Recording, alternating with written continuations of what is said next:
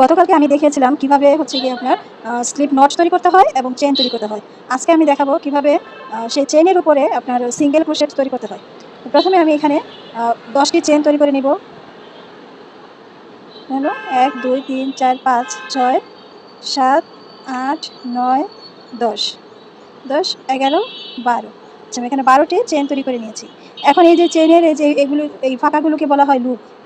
আ এগুলোকে বলা হয় লুপ। তো আমি দেখিয়ে দিচ্ছি কিভাবে এখন এই চেনের উপরে সিঙ্গেল ক্রোশেট তৈরি করতে হয়। তো প্রথম যে ঘরটা আছে সেটা বাদ দিয়ে এই যে দ্বিতীয় ঘর থেকে কাজ শুরু করব। তো এখানে আমি এই যে সুইটার ভিতর দিয়ে ঢুকিয়ে দিলাম। সুইটার ভিতর দিয়ে ঢুকিয়ে দিয়ে এইখান থেকে এই সুতাটা টেনে এইভাবে এখন আমার 2টা লুপ তৈরি হলো।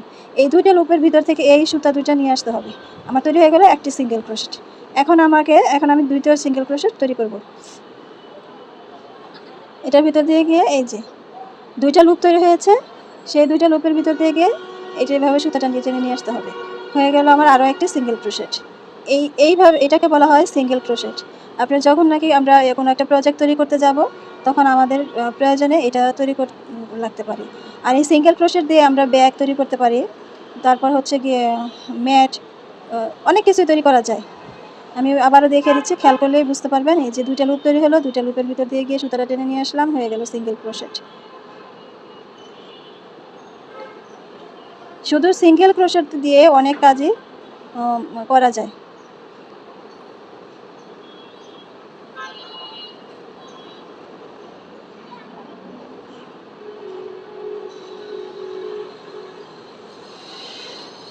এখন একটা চেন দিয়ে এটাকে করতে হবে।